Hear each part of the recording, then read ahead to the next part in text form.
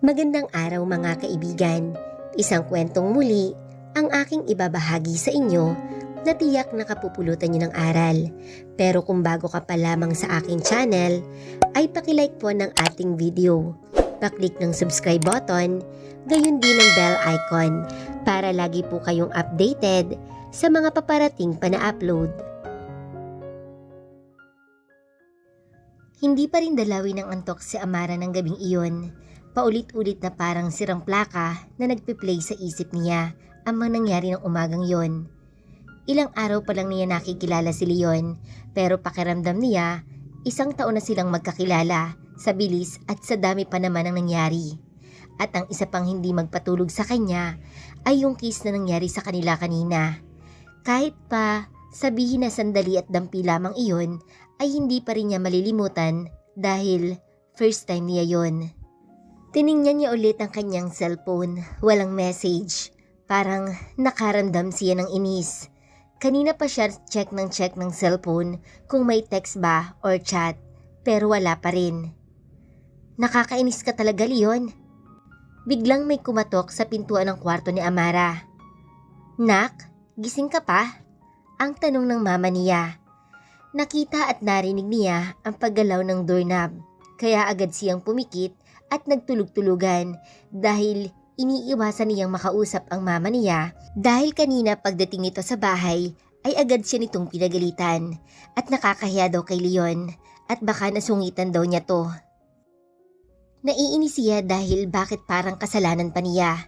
Hindi na lamang siya sumagot sa kanyang mama para hindi na magkaroon pa ng diskusyonan. Kahit nakapikit siya, alam niya na sumilip ang kanyang mama at narinig niya pa itong nagsalita. Parang may narinig akong nagsasalita. Pagkatapos ay isinara na muli ng mama niya ang pintuan ng kwarto.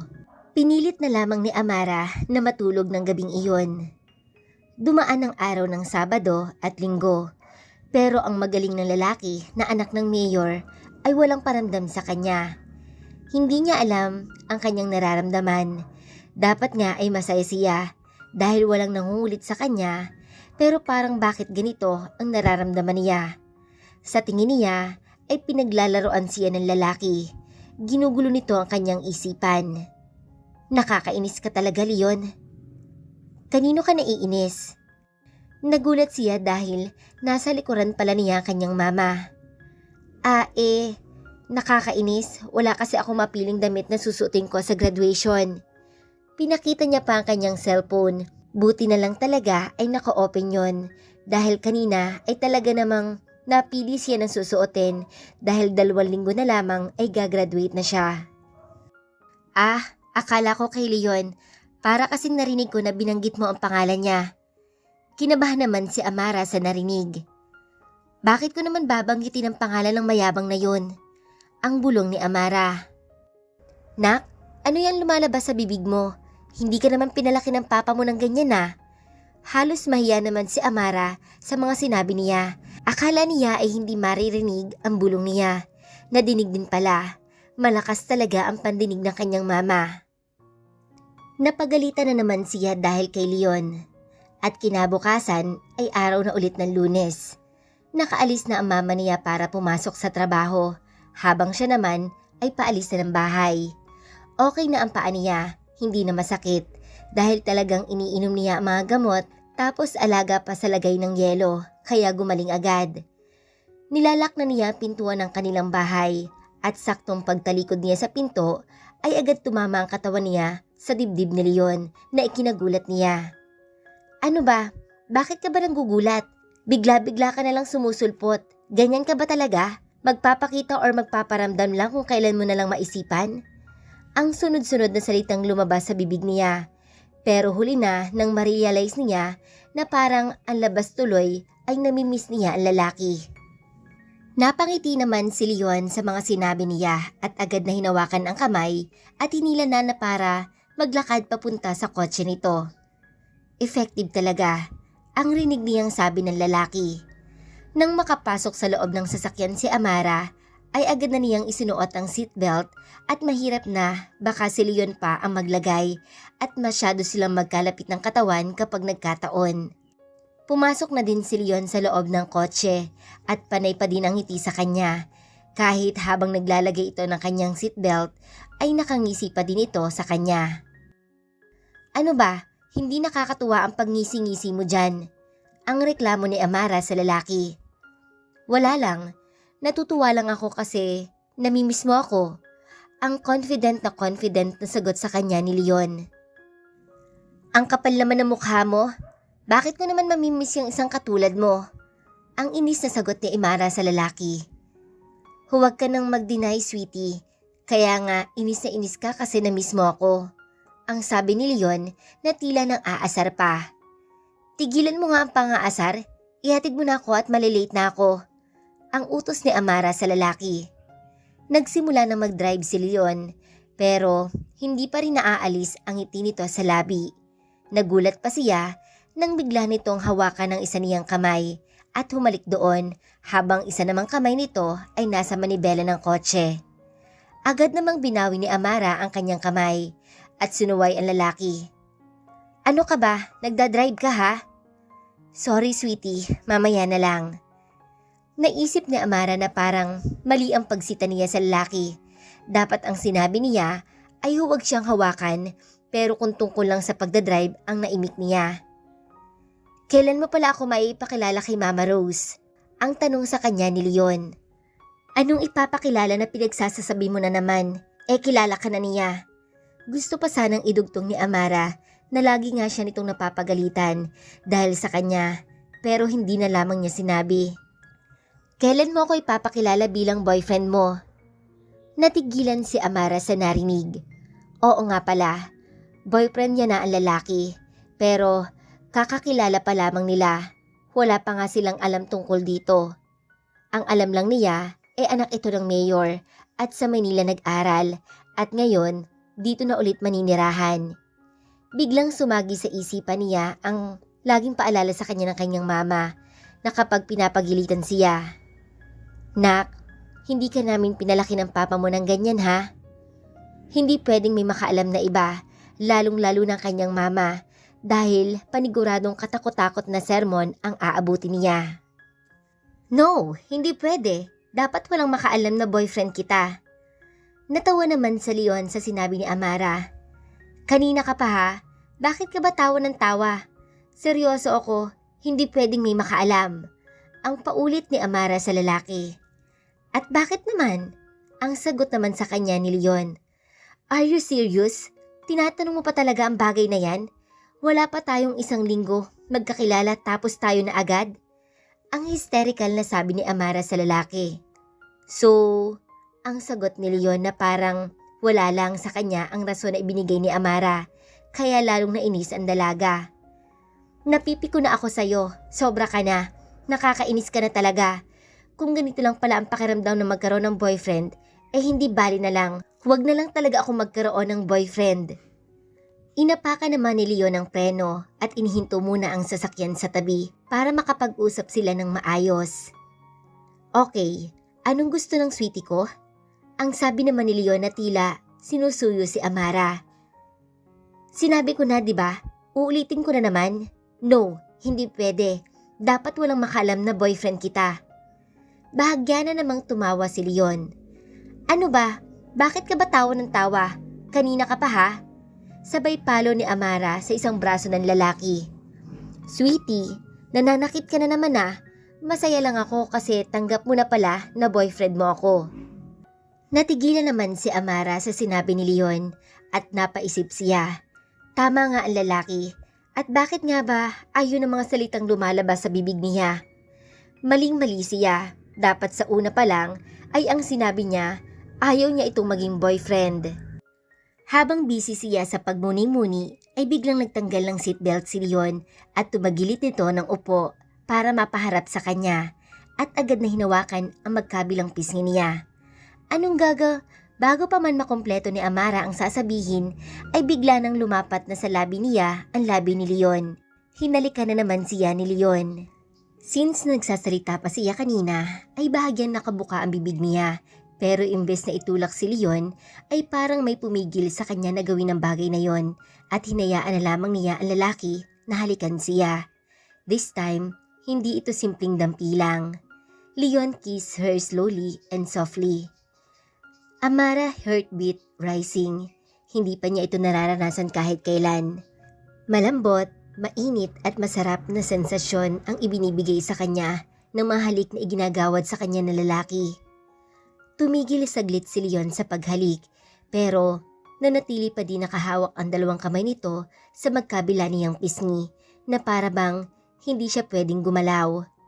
Tinitigan nito ang kanyang mukha at sinabing, "Close your eyes."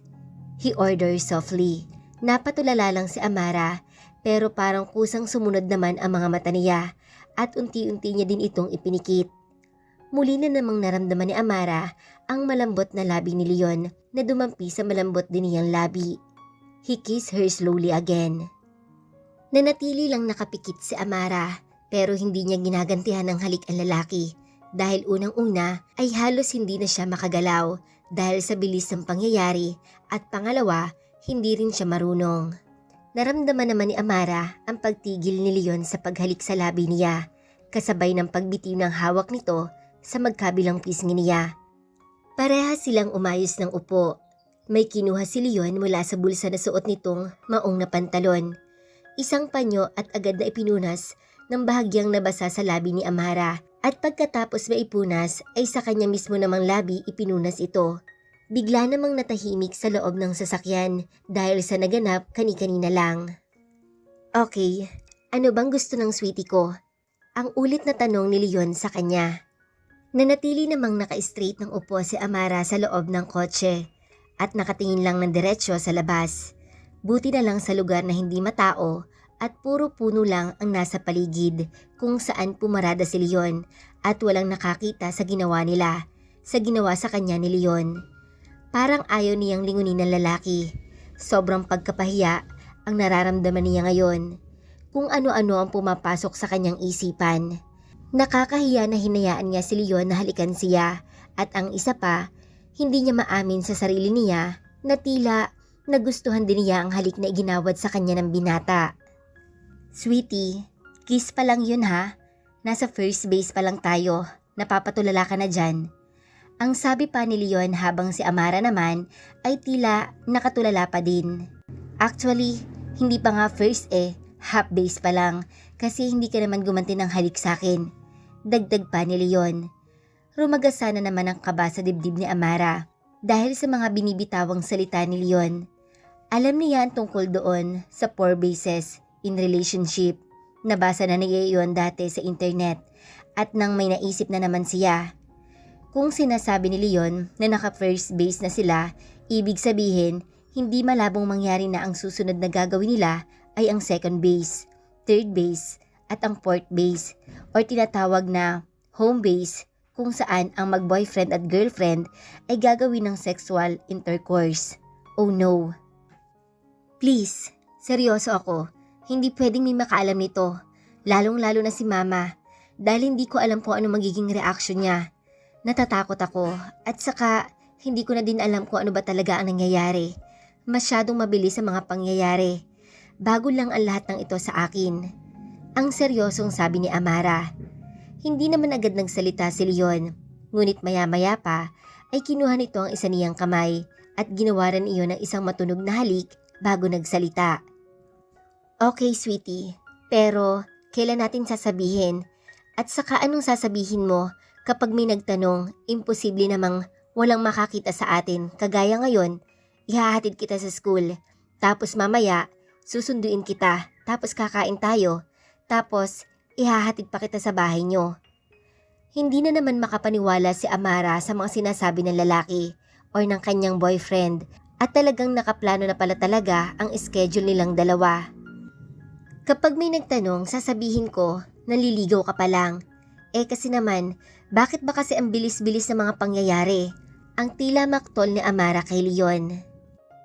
Diniina naman ni Leon ang pagkakahawak ng kamay niya sa kamay ni Amara dahil hanggang ngayon ay hawak niya pa rin ito. "Okay, pero dapat after ng graduation mo ay sana mapakilala mo na ako." Sabay halik nitong muli sa kanyang mga kamay. Napalunok naman si Amara sa sinasabi ni Leon. Bakit ganon? Tila binibigyan siya nito ng deadline. Para lang matapos na ang awkward na usapan nila, para sa kanya ay sumagot na lamang siya. Sige. Binitawan naman ni Leon ang kamay niya at muling ikinabit ang seatbelt.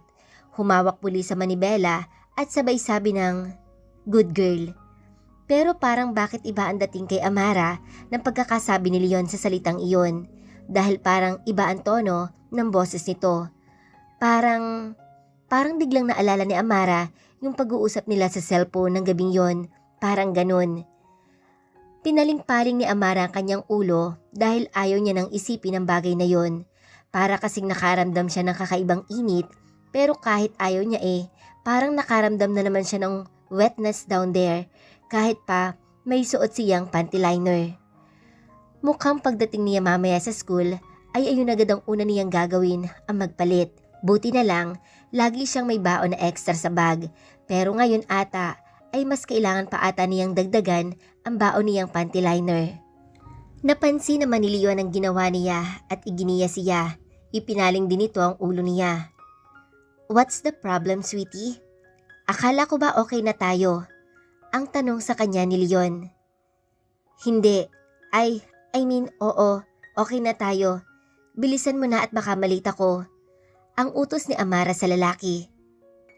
"At saka pwede ba, huwag mismo sa tapat ng gate ng school mo ako ibaba?"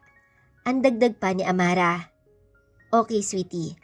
Sumunod naman si Leon sa sinabi ng dalaga at muli na nag-drive hanggang sa makarating na sila sa may school. At hindi nga ito sa tapat ng school inhinto ang kotse. Malapit pa din naman pero kailangan lang maglakad ng konti.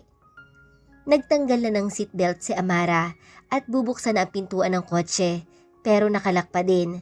Kaya minanwal na lang pindutin ang unlock na drawing para ma-unlock, ngunit biglang may tumunog at ang magaling na lalaki na anak ng mayor or boyfriend niya ay inilak na naman ang pintuan ng kotse. "Ano ba? Bababa na ako." Ang inis na naman na sabi ni Amara kay Leon. "Hindi pwede. Ikis mo muna ako." Ang demand ni Leon sa dalaga. Napalingon at napaharap naman si Amara sa sinasabi ni Leon. Talaga bang hindi siya papalabasin nito ng kotse kung hindi niya hahalikan ito? "I'm waiting." At itinuro pa din ni Leon ang kanyang isang pisngi. Medyo nahimasmasa naman si Amara, at least sa pisngi lang pala. Kaya sinimulan na niyang ilapit ang labi niya sa may pisngi nito. Pero si Leon ay inulit na naman ang ginawa sa kanya nung nakaraan. Bigla na naman itong humarap sa kanya, kaya sa pula naman sa mismong labi ng lalaki, lumapat ang kanyang labi. Sinubukan ni Amara na ilayo ang kanyang mukha, pero nahawakan agad ni Leon ang magkabila niyang pisngi na naman at nagsimula na muli itong papaki ng kanyang labi.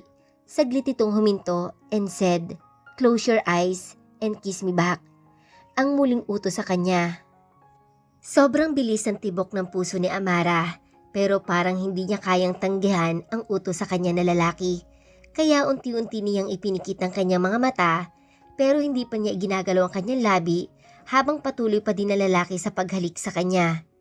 Saglit uling tumigil si Leon para sabihin sa kanya na, "Move your lips, follow mine." Hindi na alam ni Amara kung normal pa ba ang tibok ng puso niya sa sobrang bilis ng nararamdaman niya ngayon. Hindi niya maintindihan, parang may halong pagkatakot at the same time ay parang may kaunting excitement din dahil sa bagong karanasan sa kanya ang bagay na ito. Unti-unti niyang ibinuka ang nakasarado niyang labi at sinunod niya ang utos sa kanya ni Leon. Sinundan niya ang galaw ng labi nito. Dahan-dahan, mas lalo niyang naramdaman ang lambot ng labi ng binata. Ngunit parang nanginginig ang kanyang labi, dulot siguro ng rumaragas ang kaba mula sa kanyang dibdib. Saglit ulit inilayo ni Leon ang bibig niya at sinabing, "Don't tense up, relax." Nakapikit pa din ang mga mata ni Amara at nagpakawala siya ng isang malalim na buntong hininga hanggang sa maramdaman na naman niya na lumapat na muli ang labi ni Leon sa kanya. Naramdaman niya at naamoy ang mahinang pagbuga ng hininga nito at aaminin niya na gusto niya ang amoy nito. Leon's breath is clean, fresh and even a little minty, kaya papaano ba siya makakatanggi dito? Naramdaman pa niya na parang bahagyang minamasahe ni Leon ang labi niya gamit ang labi nito mula sa upper lip at unti-unti pababa sa lower lip. Kakaibang sensasyon na pinaparanas na naman sa kanya na lalaki. Tila ba tinutukso ang labi niya na magsimula na. Kung kanina ay nakaramdam siya ng wetness, mas lalo na siguro ngayon. Pagkatapos hagod-hagurin ni Leon ang labi niya sa palipot ng labi ni Amara, ay sinimulan nito ang paghalik. The kiss is slow and gentle at nagsimula na din itong sundan ni Amara. Hindi nagtagal ay gumagawa na ng sariling ritmo ang kanilang labi. Bawat galaw ng labi ni Leon ay sinusundan lang ni Amara. Unti-unti naman, nababawasan ang kabog sa dibdib ni Amara. Para bang napapalitan iyon ng kakaibang damdamin na ngayon pa lang niya naranasan. Si Leon ang unang bumitaw ng halik, pero bakit ganun? Parang pakiramdam ni Amara ay gusto pa niya. Pinagbunggo naman ni Leon ang noo niya sa noo ni Amara. Leon smiled at her and said, "It's not bad, but you need more practice." Natulala lang si Amara habang nakaupo sa table sa loob ng kantin ng school nang lumapit sa kanya ang kanyang best friend na si Clarissa. "Amara, Amara!" Inuga-uga pa ni Clarissa ang balikat niya na siyang naging dahilan para mapaiktad siya at tila ba nagising siya kahit hindi naman siya natutulog. "Ano ka ba? Kanina pa kitang tinatawag, parang hindi mo ako naririnig o nakikita." Kinaway-kaway pa ni Clarissa ang isa niyang palad sa harapan ni Amara. Tinabig naman iyon ni Amara ang kamay nito. Teka nga, bakit parang may iba sa'yo ngayon?" Ang sabi ng best friend niya na talagang seryosong pinagmamasdan ng mukha niya. Hindi naman makatingin ng diretso si Amara sa kaibigan. Hindi pa kasi siya nagkikwento dito ng tungkol sa kanila ni Leon. "Bakit parang ang pula ng labi mo? Parang namumula? O namamaga ba yan?" Ang tanong ni Clarissa. Pero hindi umimik si Amara sa tanong ni Clarissa. Talagang hinawakan pa ni Clarissa ang baba niya para muling tingnan na maigi ang labi na tila ba iniinspeksyon. "Alam mo, kung may boyfriend ka siguro, iisipin ko nakipaglaplapan ka." Agad namang tinabig ni Amara ang kamay nito. "Bunganga mo naman." Suway ni Amara sa kabulgaran ng magsalita ng kanyang kaibigan. "Oh, bakit? Wala namang ibang nakikinig sa atin . Tayong dalawa lang naman ang nag-uusap. Ang hirap talaga pag virgin hindi mabiro. Mild pa nga yung term na sinasabi ko . Ang sagot sa kanya ni Clarissa. "Ang dami mo namang sinasabi. Di sige, ikaw na ang may jowa, ikaw na ang may experience." Ang masungit na sagot ni Amara sa kaibigan. "Ang choosy mo kasi, ayaw mo kasi magpaligaw. Ang dami-daming nagkakagusto sa'yo. Ayan tuloy, gagraduate na tayo't lahat-lahat, hindi mo man lang nararanasan magka-boyfriend. Ang sarap kaya, ang saya pala." Ang tila ng iingit pa na sabi sa kanya ni Clarissa. Napaisip si Amara sa sinasabi ni Clarissa. Tama nga ang kanyang kaibigan. Hindi siya basta-basta nagpapaligaw. Pero anong nangyari? Sobrang hiyang-hiya siya ngayon sa sarili. Bukod kasi sa nagkaroon siya agad-agad ng boyfriend at ang masakla pa ay naka-first base na ito sa kanya. Pero balik tayo sa tanong ko sa'yo kanina. Ano nga nangyari dyan sa labi mo? Para nga kasing nilaplap nakipaghalikan ka ng matagal? Ang muling tanong sa kanya ni Clarissa. Hindi naman makatingin ng diretsyo si Amara sa kaibigan. "Hoy, Amara, bakit hindi ka makatingin sa akin ng diretsyo? May tinatago ka ba sa akin?" Naku, lagot na. Mukhang nakakahalata na talaga sa kanya na may tinatago siya. Mauna na ako, Clarissa." Akmang tatayo na siya, pero pinigilan siya ng kaibigan. Sandali nga, anong mauna na sabay ang klase natin. At saka, huwag kang wala na tayong ginagawa ngayon at sure nagagraduate na tayo. Magpe-Facebook ka lang at saka halatang umiiwas ka. Pinagloloko mo ko Hala, umupo ka nga dyan at sabihin mo sa akin ang lahat na dapat mong sabihin. Lagot na, talagang alam na ng kaibigan niya na may tinatago talaga siya At tama nga ito. Wala na naman talaga sila masyadong ginagawa ngayon. Kahit nga hindi pa siya umattend sa klase dahil sure na nasa listahan na ang pangalan nila sa graduation announcement. Ano na? Magkwento ka na. Hay nako, nakakatampo ka na ha. May hindi ka na sinasabi sa akin. Samantalang ako, lahat-lahat sinasabi ko sa'yo. Ang sambit ng kaibigan niya na may tono ng pagtatampo. Nagpakawala siya ng isang malalim na buntong hininga at pinalapit pa ng husto si Clarissa sa kanya para ikwento dito ang mga nangyari sa kanya nitong mga nakalipas na araw. Nagliwanag naman ang mukha ng kaibigan niyang si Clarissa, halatang nabuhayan at agad na tumabi sa kanya ng husto at halatang excited kung anuman ang ikikwento niya. Sinimula na niya ang pagkakwento sa kaibigan mula na magkakilala sila ni Leon sa munisipyo at tuloy-tuloy na. Naisip niya na sabihin na sa kanyang best friend ang lahat-lahat. Tutal naman, ganun din naman ito sa kanya. At saka, para hindi masyadong mabigat sa dibdib niya, at least may mapagsasabihan siya. Sa una ay halos, shock na shock ang hitsura nito sa simula ng pagkikwento ni Amara. Pero kalaunan ay parang kinikilig na ito. Ang swerte mo naman, nakakainggit ka. Ano, ang sarap makipaglaplapan, makipaghalikan, di ba? Ang tila napakalakas na sabi ni Clarissa at kitang-kita ang pagkakilig nito pagkatapos sabihin ni Amara ang mga nangyari sa kanila ni Leon o ng kanyang boyfriend. Ano ka ba? Ang ingay-ingay mo. Huwag ka nga mang-attract ng attention dito.